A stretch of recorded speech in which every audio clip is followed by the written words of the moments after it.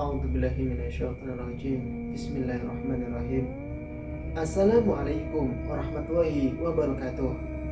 Jumpa kembali di channel Sampul Hitam yang tentunya akan berbagi cerita. Dan untuk cerita kali ini masih melanjutkan cerita sebelumnya yang berjudul Gagal Jadi Tumbal. Cerita ini ditulis oleh Faiza Wibisono atau Mon Jasmine. Dan bagi teman-teman yang ingin membacanya secara langsung, teman-teman bisa langsung cek link yang saya sudah siapkan, ada di kolom deskripsi. Oke, tak usah berlama-lama, mari kita simak ceritanya. Dok, kok ngelamun? Tanya Pak Ali seusai kembali dari toilet. Sebentar, Pak Ali ambilkan HP-mu biar kamu ndak suntuk. Pak Ali mengambil ponsel dari dalam tasku, kemudian memberikannya padaku. Pak Ali, kira-kira aku sampai kapan di sini? Belum tahu, Dok. Kamu masih lemes, perlu perawatan. Kumainkan ponselku. Kubuka aplikasi WA. Ternyata Lutfia sudah mengabarkan tragedi yang menimpaku di story WA-nya. Untunglah dia tak mempunyai kontak WA Mas Kamil. Kubuka pesan masuk, juga banyak sekali teman-teman yang mendoakan kesembuhanku. Tak terkecuali teman-teman berdagang. Saking banyaknya pesan, hingga aku bingung harus menjawabnya satu persatu. Saking banyaknya pesan, hingga aku bingung harus menjawabnya satu persatu. Jemariku masih belum sanggup mengetik balasan. Pesan dari mereka hanya kubaca sekilas saja. Ini ruangan saudari Zulaiha Azhara, Mas. Tiba-tiba seorang perawat muda nan manis berwajah bulat datang, mengantar Wisanggeni menuju ruanganku. Perawat itu terus tersenyum riang, menatap Wisanggeni seolah tak berkedip. Entahlah, lagi-lagi Wisang menampakkan auranya yang mempesona di hadapan wanita. Dasar jin sok tebar pesona. Astaga, Wisang, sandiwara apalagi dia. Ingin kelihatan menjengukku di hadapan Pak Le. Pakai acara nanya ke suster. Padahal tadi dia kan baru saja pergi dari sini. Permisi Pak, saya temannya Zulaiha. Wisang membawakan sepaket parsel berisi buah dan seplastik makanan dari swalayan. Dapat dari mana dia? Oh, sepertinya saya pernah ketemu sama masnya. Tapi di mana ya? Tanya Pak Le. Di bus jurusan Semarang Surabaya Pak Le, sahutku. Oh iya.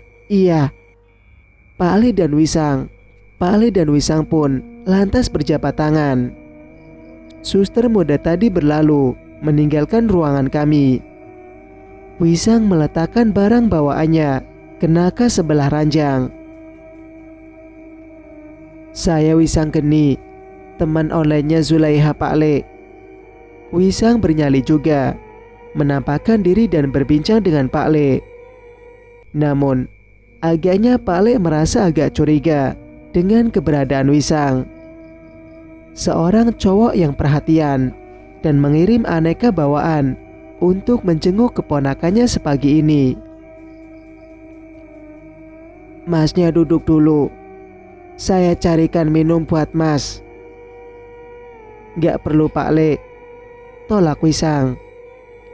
Namun, Pak Le tetap merasa tak enak dan berusaha mencari suguhan buat Wisang. Pak Le pun berpamit meninggalkan ruangan kami sebentar. Dia mempersilahkan Wisang duduk di kursi plastik. Kamu ngapain?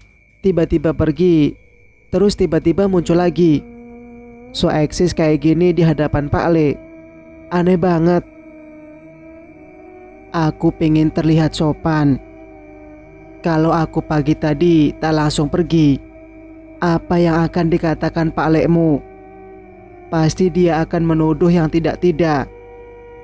Kalau seperti ini, aku akan terlihat seperti laki-laki sesungguhnya. Laki-laki sesungguhnya? Tentu saja. Laki-laki sesungguhnya kok main ghosting? Kayak Jin tahu. Kamu lupa, Zulaiha. Aku memang Jin. Iya, Ding. Hahaha. Kami tertawa lepas bersama. Wah, sepertinya seru sekali. Kok tertawa bareng-bareng? Tiba-tiba Pak Le menengahi candaan kami dengan membawa 2 botol teh pucuk harum yang dingin. Ini Mas. Diserahkannya minuman dingin itu pada Wisang. Terima kasih, Pak Le. Pak Le juga makasih. Kamu udah datang pagi-pagi begini buat jenguk Zulaiha. Wisang mengangguk takzim. Assalamualaikum. Terdengar suara salam bersamaan. Suara 2 wanita yang amat familiar di telingaku. Tak salah lagi, itu suara Lutfia dan juga bolekku. Walah. Pagi-pagi kok sudah ada tamu. Mas ya, ini rumahnya mana? Bule tiba-tiba nyelonong dan memotong percakapan. Ini Wisang Geni, Bu, Lut, temannya Zulaiha, sahut Pak Le. Mas Wisang, pagi-pagi udah kesini. Duh, so sweet banget perhatiannya sama calon jodoh orang. Sela Lutfia menampakkan wajah masam. Kamu kenal dia, Nduk? Tanya bule pada putri semata wayangnya. Dia yang kuceritakan semalam, Bu. Oh alah, balas bule. Gini, Nak Wisang, kamu pasti kenal Zulaiha toh. Kamu pasti tahu kalau Zulaiha udah punya tunangan alias calon suami. Jadi, Nak Wisang rasanya percuma kalau mau ngasih perhatian lebih. Nak Wisang, di dunia ini ada banyak wanita. Kenapa toh Nak Wisang harus mepet-mepet sama wanita yang jelas-jelas sudah ada yang punya? Dek, bicara apa bule ini? Frontal sekali. Padahal bule baru pertama kali bertemu dengan Wisang. Kenapa sudah bicara selebar itu? Wisang pasti tak enak mendengarnya. Bule, gak seperti itu bule. Aku sama Wisang cuma teman kok. Selaku berusaha setenang mungkin. Padahal gregetan oleh ucapan bule barusan. Bentar, Nduk. Bule belum selesai bicara. Benar kata Zulaiha, bule. Kami hanya teman, kata Wisang membela diri. Bagus deh kalau cuma teman. Tapi boleh sarankan, kalian jangan terlalu dekat seperti ini. Zulaiha sebentar lagi dipinang orang. Nak Wisang, bule punya anak gadis, sepupunya Zulaiha. Barangkali Nak Wisang ndak dapat mbak sepupunya, kan bisa sama adik sepupunya, ucap bule dengan pedenya. Namun Wisang menanggapi dengan senyum kecut. Bule benar-benar keterlaluan. Pasti Wisang merasa tak nyaman dan tersudut dalam situasi seperti ini. Bule, kenapa bule tiba-tiba ngomong begitu? Sergahku dengan ekspresi Wisang yang serba kikuk. Kuhela napas perlahan, menenangkan. Sudah Bu. Mas Wisang ini cuma teman Zulaiha. Gak usah diperpanjang urusannya. Malah ruwet nanti jadinya. Pak Le menengahi. Pak Le, bule, Zulaiha, mohon maaf kalau kedatangan saya ke sini membuat tidak nyaman suasana di sini. Sebaiknya saya pamit. Zulaiha, semoga lekas sehat ya, ucap Wisang berbalik dengan raut muka entah, tanpa bersalaman dengan Pak Le atau Bule. Lutfia memandang Wisang dengan tatapan penuh bias kekecewaan. Lutfia dan Bule, mereka berdua betul-betul pengacau. Padahal Wisang pagi ini sudah membuat moodku jadi ceria. Kehadiran ibu dan anak itu malah bikin semuanya runyam.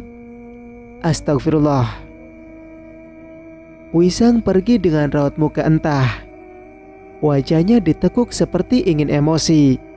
Namun tak bisa diluapkan begitu saja. Bule dan Lutfia benar-benar keterlaluan. Nduk, Zulaiha, kamu itu gak nyadar kalau udah punya calon suami, kenapa masih deket-deket sama laki-laki lain? Kamu itu harusnya bersyukur. Kamu beruntung diambil menantu keluarga kaya seperti Pak Darto. Gadis deso aja lagu-laguan, mau nyerong segala. Bule, hubungan antara aku sama Wisang bukan seperti yang Bule kira. Kilaku menahan air mata yang menyesak di sudut mata. Sudah Bu. Sampean itu gimana toh? Wong baru datang ke rumah sakit kok udah marah-marah.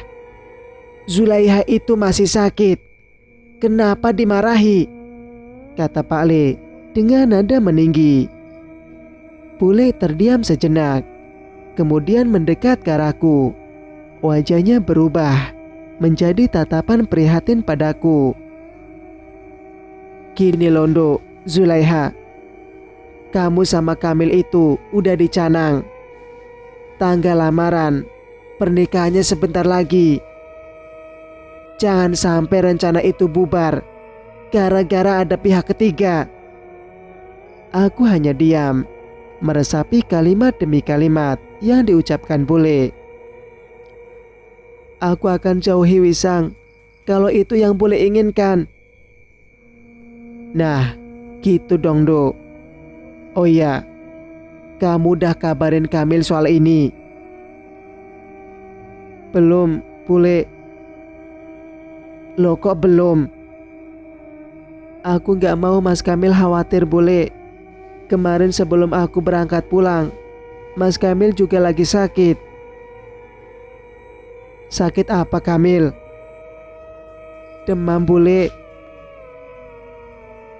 Oh alah, mungkin hari ini Kamil udah sembuh, Dok. Sekarang kamu kabarin Kamil. Masa calon suaminya gak dikabari? Kalau dikabari, Kamil bakalan paham. Nanti pasti ditransfer uang buat biaya rumah sakit. Bu, kok ngomongnya gitu? Kenapa Kamil yang nanggung biaya rumah sakit? Jangan begitu, Bu. Kita nanti bakal ndak enak sama besan. Tutur Pak Le menasehati istrinya. Halah Pak, gak usah sok merasa gak enakan. Kita punya uang dari mana buat biaya rumah sakit? Lagi pula, uang biaya rumah sakit berapa sih Pak? Gak akan ada arti apa-apa bagi keluarga mereka. Astagfirullah, kenapa Bule berkata seperti itu? Suasana ruanganku yang tadinya asik saat ada Wisang, kini berubah jadi runyam sejak kehadiran Bule dan Lutfia. Di antara perdebatan mereka yang belum kunjung menemukan titik temu, tiba-tiba ponselku berdering. Pale mengambilkannya di nakas, lalu diberikan padaku. Rupanya itu panggilan WA dari Mas Kamil. Halo, Assalamualaikum Mas Kamil. Dik Zulaiha, apa benar kata Bule kalau kamu habis kecelakaan? Suara Mas Kamil seperti sedang panik. Iya mas. Rupanya bule sudah mengabarkan ini pada Mas Kamil. Kata bule, parah banget, sampai kepalanya dijahit.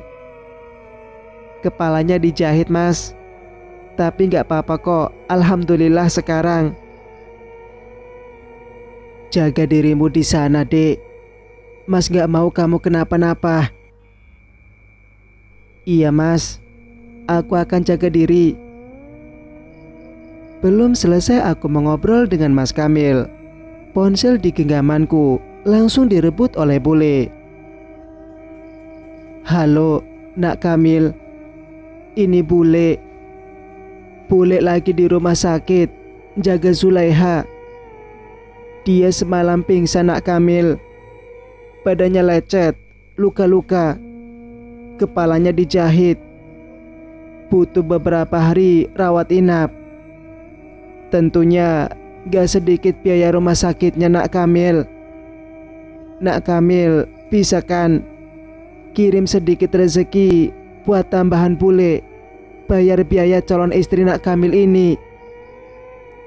Kata bule dengan pasang raut muka sok sedih. Astagfirullah, aku jadi tak enak sama Mas Kamil. Belum jadi istri, udah minta biaya rumah sakit.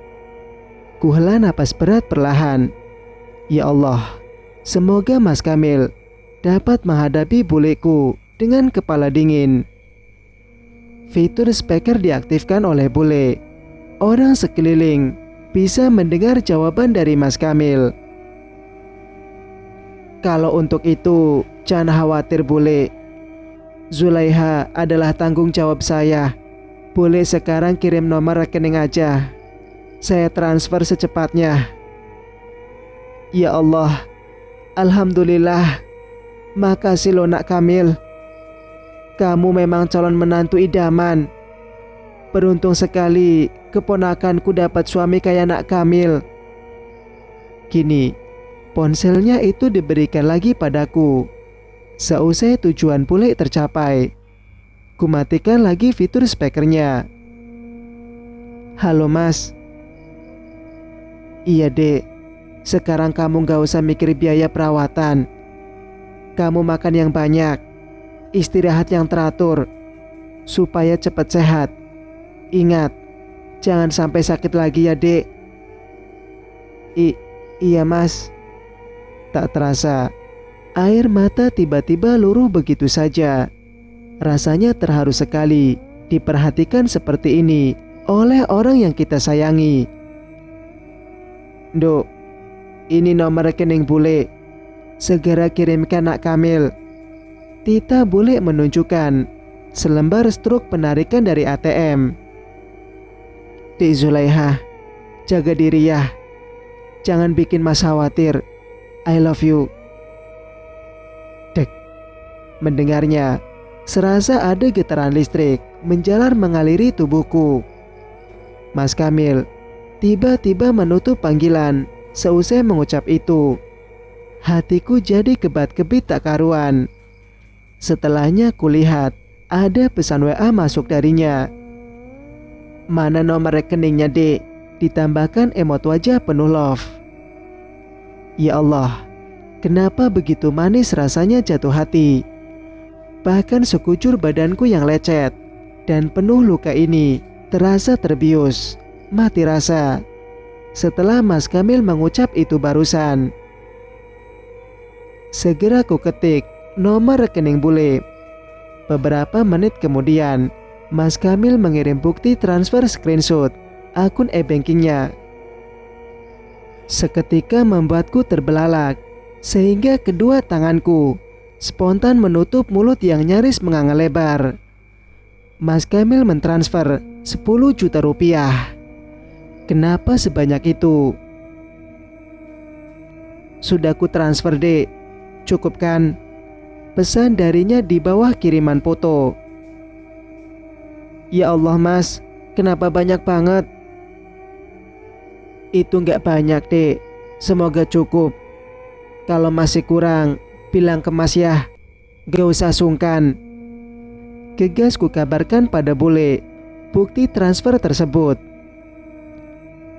Bule, Mas Kamil sudah transfer 10 juta ke rekening bule. Apa? 10 juta? Lutfia menganga menyahuti.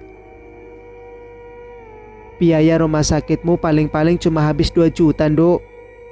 Yang lainnya bisa kita pakai buat kebutuhan lain, sahut bule dengan entengnya. Bu, kalau misalnya ada lebihan dari biaya perawatan rumah sakit Zulaiha, sebaiknya uangnya disimpan buat keperluan lamaran besok.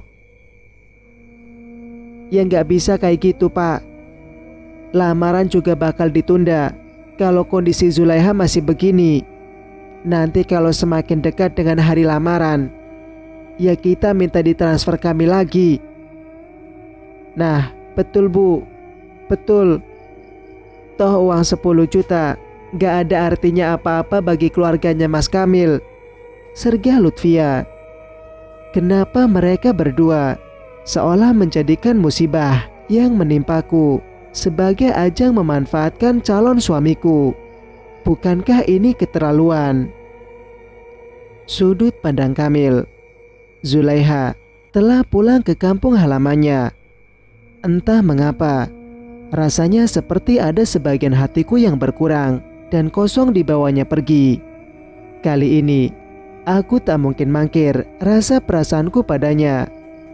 Aku ingin hidup selayaknya manusia, hidup berdua dengan wanita pilihanku dan berbahagia.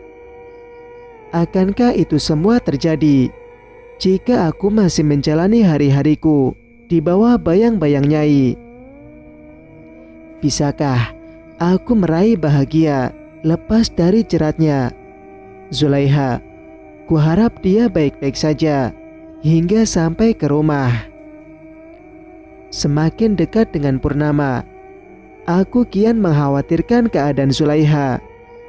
Pikirku sungguh tak tenang. Malam nanti, harusnya Nyai sudah menemukan persembahan dan mengunci sukma Zulaiha.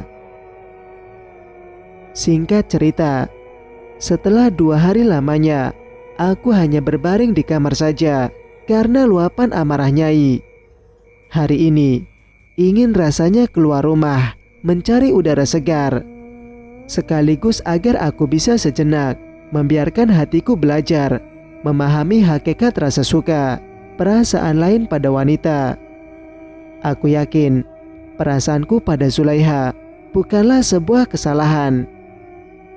Kulajukan mobil dengan kecepatan sedang menuju ke kafe dekat tebing favoritku untuk nongkrong melepas penat. Di sana, kupesan kopi hitam dengan sedikit gula dan salah satu menu makanan ringan sebagai pelengkap yang pas.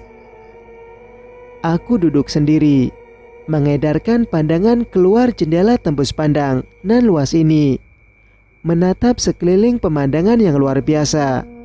Pohon karet nan hijau tinggi menjulang. Tempatnya betul-betul nyaman dan membuatku betah berlama-lama di sini. Andaikan aku kemari bersama Zulaiha, pasti dia akan senang sekali. Dia akan terus tersenyum riang sembari mengambil foto selfie berulang kali. Di sini, di sebuah kedai kopi dengan desain interior khas Eropa dan sentuhan teknologi konstruksi modern, berdiri megah di atas lahan yang dikelilingi bentang alam yang indah.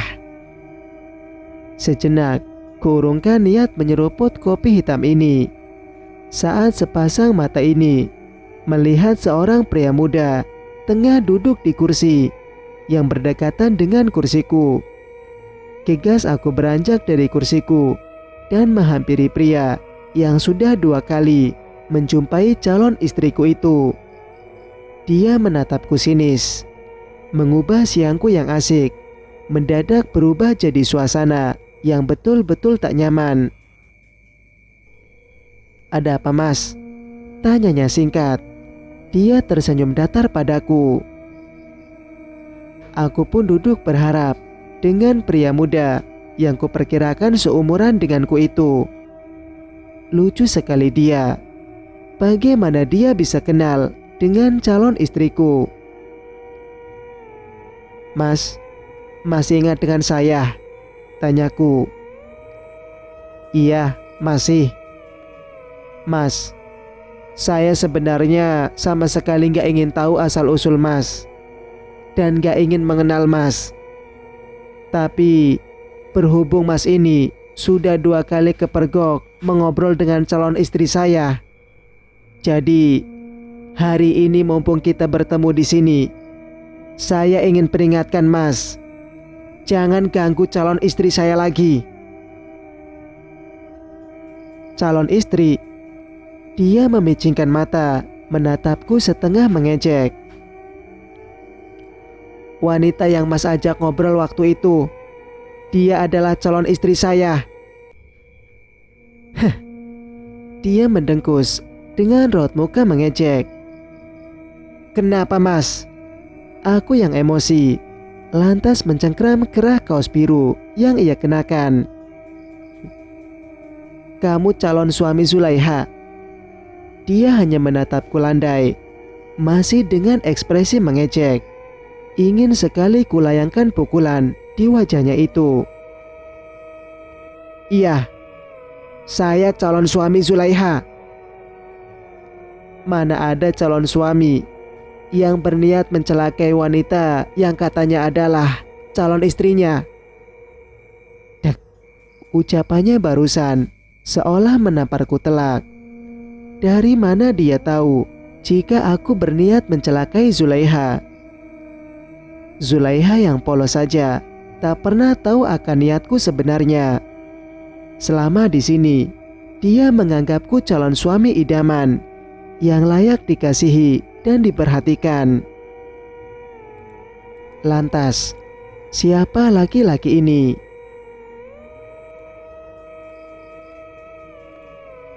Cerita pun bersambung. Bagaimana menurut pendapat kalian? Jika kalian suka dengan ceritanya, jangan lupa untuk like. Dan bagi yang belum bergabung, silakan untuk tekan tombol subscribe dan nyalakan notifikasinya agar bisa mendengarkan cerita-cerita berikutnya. Wassalamualaikum warahmatullahi wabarakatuh.